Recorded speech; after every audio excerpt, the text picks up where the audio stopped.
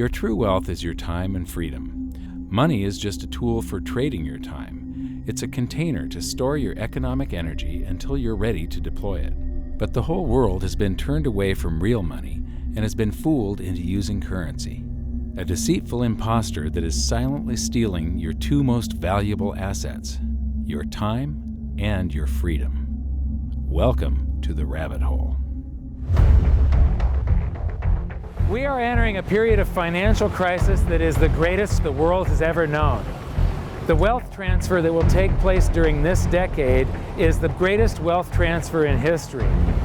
Wealth is never destroyed, it is merely transferred, and that means that on the opposite side of every crisis there is an opportunity. The great news is that all you have to do to turn this crisis into your great opportunity is to educate yourself.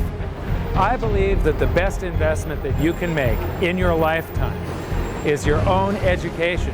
Education on the history of money, education on finance, education on how the global economy works, education on how all of these guys, the central bankers, the stock market, how they can cheat you, how they can scam you. If you learn what is going on and how the financial world works, you can put yourself on the correct side of this wealth transfer. Winston Churchill once said that the further you look into the past, the further that you can see into the future. This program is all about creating your own crystal ball, being able to gaze into the future, being able to change this crisis, the greatest crisis in the history of mankind, into your great opportunity.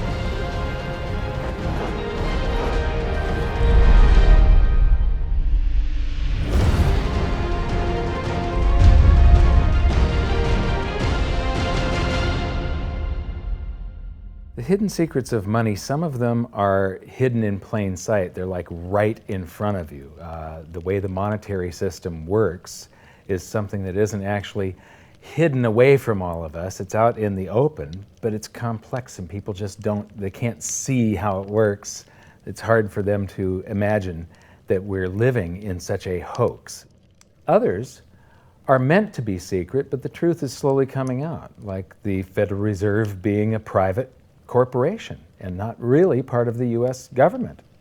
But when I started studying this, what I found was that there was no place that I could point people to where they could get it all in one spot. And so I basically decided to write my book about it and consolidate monetary history, economics, the markets, fundamentals of gold and silver. There's a lot of smoke and mirrors in economics, and I've sort of made it my job to lift the fog for people.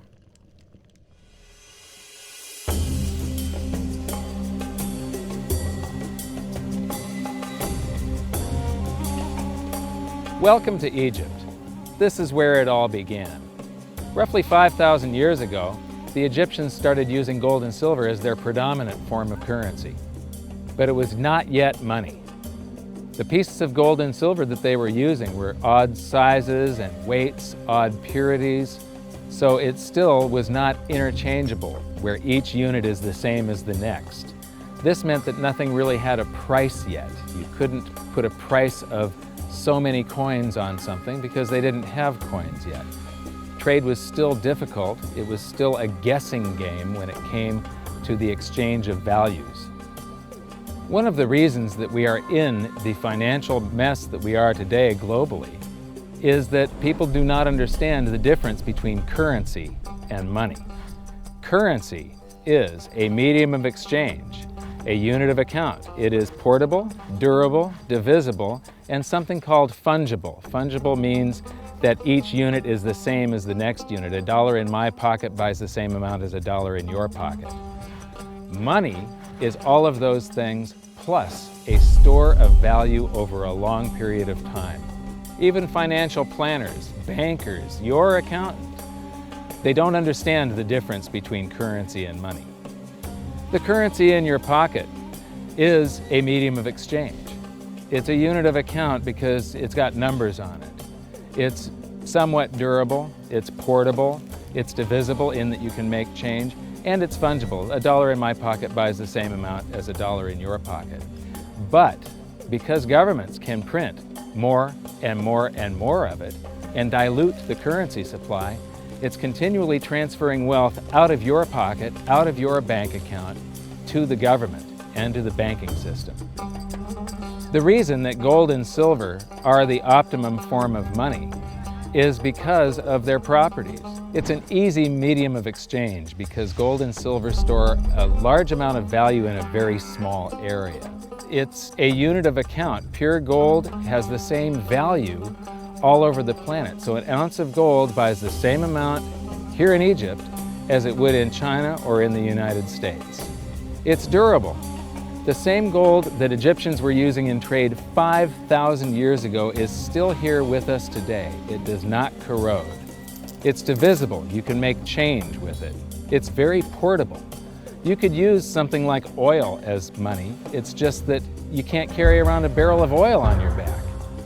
It's fungible. Pure gold is the same wherever it is on Earth. Pure silver is the same wherever it is on Earth.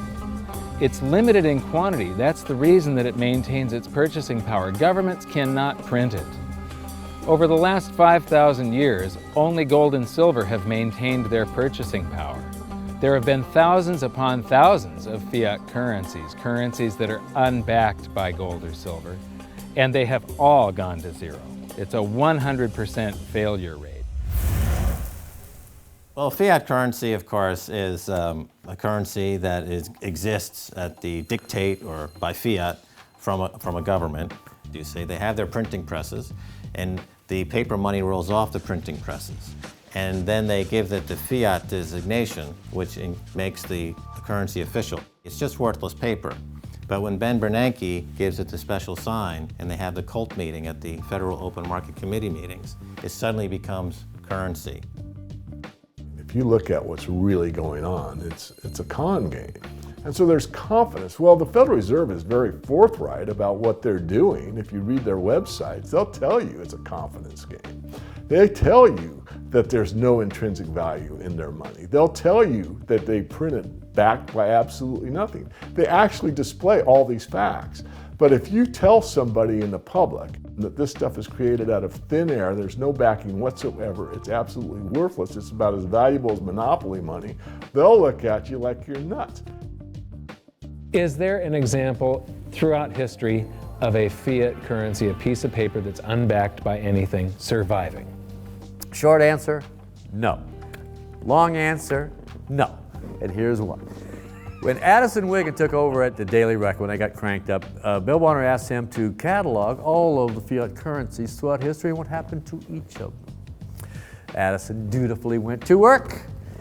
Within a short period of time, he had gone through the alphabet. All the fiat currencies that started with the letter A were done. They all went to zero. He was halfway through the letter B, and all the fiat currencies that started with the letter B, and there were 600 of them in just the first letter and a half of the alphabet, and every single one of them went to zero. Every one. 600 fiat currencies that start with the letter A, and half of the ones that start with the letter B are 600 of these things. Not one ever came close. Would you think this one, the United States dollar, is going to be the first one after all that? I don't think so. No. No currency, fiat currency has ever survived. None. The thing about money is there actually is a fairly well accepted definition of what money is. The question is, as you apply that definition to particular things that people claim to be money, do they fit the definition? We'll just take the paper dollar, for example. How well does it perform those functions? Well, store of value. The dollar has lost 95% of its purchasing power since the creation of the Federal Reserve in 1913. So not very good as a store of value. One of the things I do is just a way to get the audience's attention is I have a slide, and there are 3 pictures on the slide. One is a pile of monopoly money. The other one is a pile of Federal Reserve notes, what Americans would call paper money. The other one is a solid gold American Eagle 1-ounce coin. And the title of the slide is, which of these is not like the other? And if you know the show Sesame Street, or you have children who watch it, it's one of the favorite vignettes in Sesame Street. And what it really is a kind of IQ test for 5-year-olds. They're supposed to look at the 3 things and look at characteristics and find the one that's not like the other. Well, I've shown this slide to groups of Ivy League University professors, and I've also shown it to, children, kind of 5 years old, my nieces and nephews and so forth. And when the professors look at it, they say, well, clearly the dollars are not like the others because gold has no role as money, and monopoly money is junk, and the American dollar is a store of value, so that's not like the other. But the children look at it and they say, well, the gold coin is not like the other because the other two are just piles of paper and the gold coin is clearly something different. So my question to the audience is, who's smarter, a 5-year-old or an Ivy League professor? Before World War I, each note that a treasury issued would say that there have been deposited with the United States Treasury $20 in gold coin payable to the bearer upon demand. The money was in the vault. The currency was a note they gave you that was a claim check, only a claim check on the money, the same as if you go to the dry cleaners and you give them your shirt and they give you a claim check for your shirt. The value is that shirt at the dry cleaners, not the piece of paper that says that you own that shirt. So our currency that circulated was the paper US dollars, and they were claim checks on money. The next hidden secret is the difference between currency and money. Money must be a store of value and maintain its purchasing power over long periods of time. As we progress through this series, you'll learn that national currencies are really a tool used by the government and the financial sector to leech away your time and your freedom by stealing your purchasing power. So rather than storing your economic energy, currencies leak. Now compare that to the gold and silver the Egyptians were using. Like I started with, it still wasn't money because it wasn't interchangeable yet. But they were on the right track, as gold and silver have proven over thousands of years to be the ultimate store of value. Gold is only formed when a star explodes, a supernova, and it stays around forever. This is one of the properties that make it the ultimate money.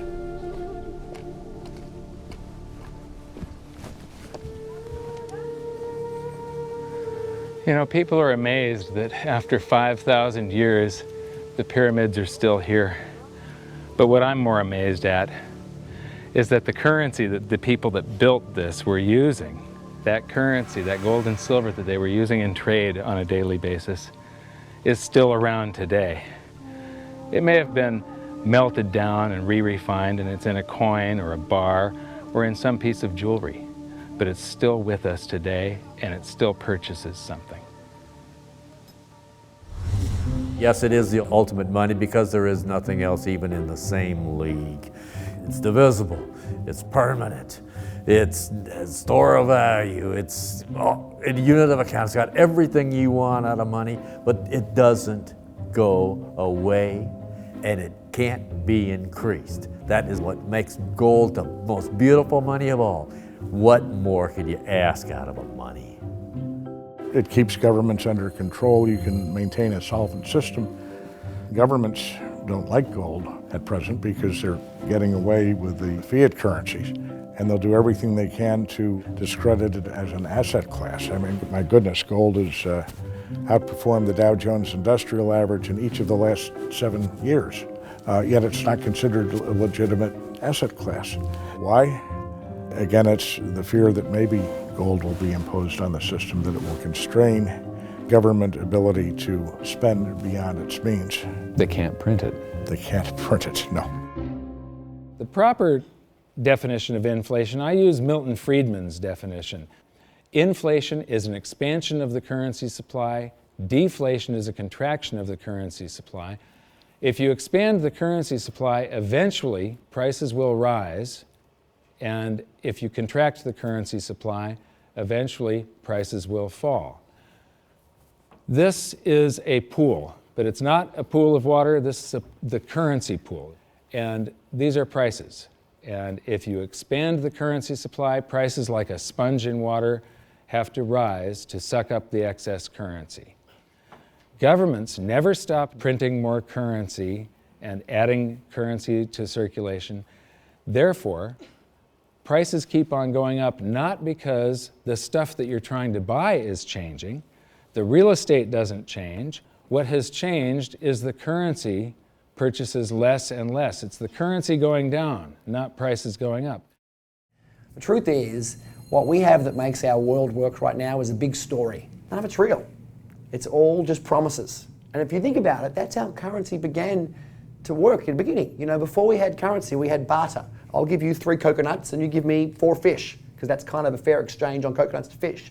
But that got complicated, so we had to invent this thing called money to be a divisible, portable medium of exchange. And the challenge is that we lost that a long time ago when we lost having things of value be our currency. And now we have this thing called numbers and accounts. But trust me, it is not real. It's a big made-up story. One of the biggest make-believe stories ever is called quantitative easing, which sounds complex, but it's really just a smoke and mirrors term for currency creation. QE started with the banking bailouts back in 2009. This currency was created out of thin air and then given to the banks, who paid themselves record bonuses in reward for crashing the world economy. This is a global phenomenon, but all you have to remember for now is that whether it's QE bailouts or stimulus programs, these are all just voodoo, hocus-pocus terms for increased currency creation. I believe gold and silver will reassert themselves as money. And when they do, there just isn't enough. And their purchasing power is going to go up many, many, many times. Egypt is an amazing place. There's a franticness about it, and utter chaos, especially like the traffic. But when it comes to like all of the merchants that are trying to get every last dime out of you, you get fleeced to the point where you come back with an empty wallet. But you know what? They're amateurs compared to Wall Street. In the past several years, I've spoken in many countries about the crisis that's coming, and a lot of people think that they're going to be okay in their country, that it's only going to happen to the United States or maybe the United States in Europe. But what they don't realize is that this is a global phenomenon. I got to show you something here. This is base currency in the United States. This is the number of paper dollars that exist, basically. It took 200 years to go from no dollars in existence to 825 billion. And then we had the bailouts, and then we had QE1, quantitative easing 1, then QE2, and then we had QE3, and then QE4, and then soon we're going to have QE57 and QE382. And it isn't just here. This is what the Canadian currency supply looks like. This is Australia, South Africa, Russia. Now, this starts out in just the year 2001, and this is like 18 times more currency in existence in a little over a decade. Here's Singapore, same story. Look at that, since the crisis, just bam. India, China, every government on the planet is doing this insane deficit spending and expanding their currency supplies, doing bailouts, and history shows that there is no example of this turning out well. It is sometimes amazing that we haven't experienced more inflation than we have.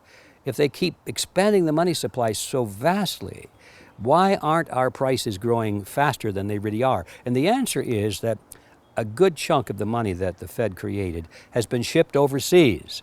I remember early in my research, I heard this expression that the Americans have exported their inflation. I thought, what is that? How can you export your inflation? Put it in a box and send it out? What do you do?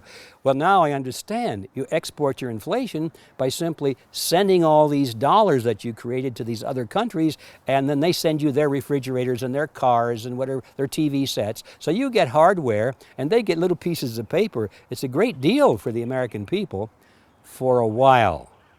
For a while. Sooner or later, all of those pigeons come home to roost.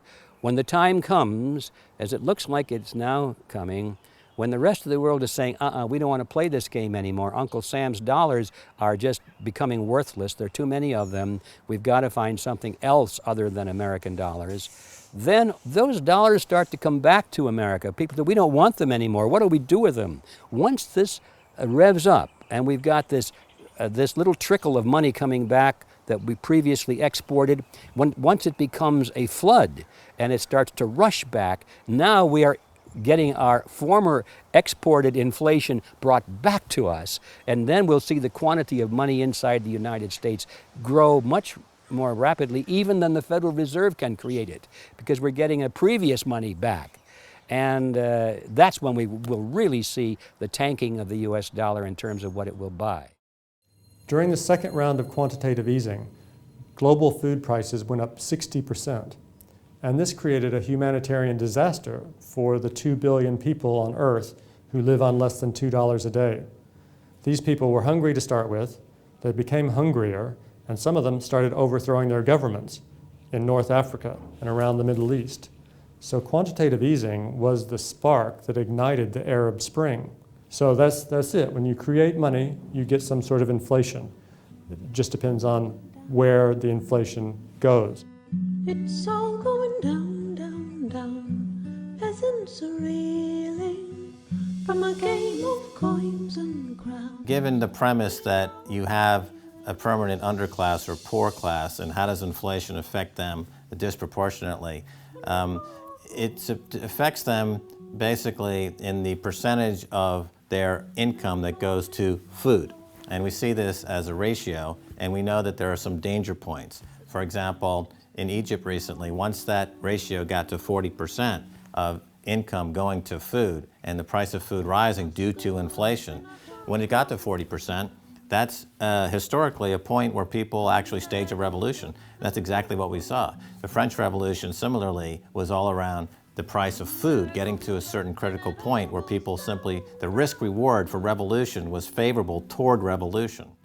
When they print it up, then it all goes down. Well, exactly right, because when you have a runaway inflation, it's punishing the very people who are most productive in society. In other words, the people that produce more than they consume and save the difference. The problem is that those productive people, the savers, save in their national currency. And unfortunately, the national currency is just a fiat piece of paper at this point. So when it's destroyed through runaway inflation, that $100,000 that you were hoping to retire on doesn't exist. And the things that you were going to buy with it and provide for others don't exist either. Now what are you going to do? So that all seems pretty scary. However, this is going to happen, and you can only play the hand that you're dealt. But the great news is that gold and silver always end up doing an accounting of the expansion of the currency supplies. Basically, the will of the public and the free markets. When governments do this kind of stuff to their currency supply, they debase it. Eventually it comes back in inflation. People sense the loss of their purchasing power. They rush back to gold and silver, and they bid the value of the gold and silver up in the country until it meets or exceeds the value of all the currency in circulation. This is a process that's been going on over and over again throughout history, except this time it's happening on a global scale. It has never before happened in all countries at once. And that means that this is the greatest wealth transfer in history. Therefore, it's the greatest opportunity in history, and it's not going to happen again in your lifetime. So now we've learned that your true wealth is your time and your freedom. Money is a trading tool that stores the economic energy that is your time and freedom, whereas currencies leak them away. Gold and silver are the ultimate money simply because of their properties. Fiat currencies are based solely on confidence and always return to their intrinsic value of zero. Governments don't like gold because it imposes restraint. Rising prices are a symptom of an expanding currency supply, and gold and silver always account for an expanding currency supply. So that's it for this episode. Join me next time as we begin to investigate how monetary history just repeats and repeats, and how gold and silver always win the battle between currency and money. Until then, my challenge to you is to stop calling currency money.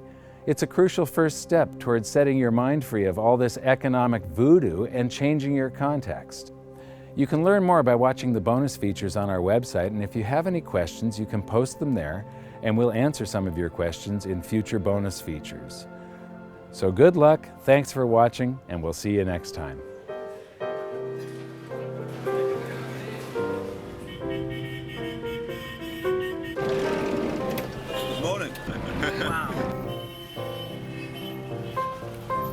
what does fiat mean? It comes from the Latin for crappy car.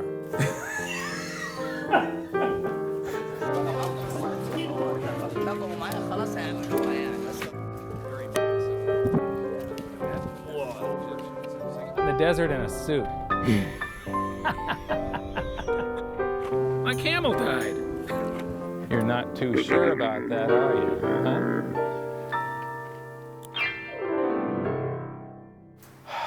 I am ready for a good long nap.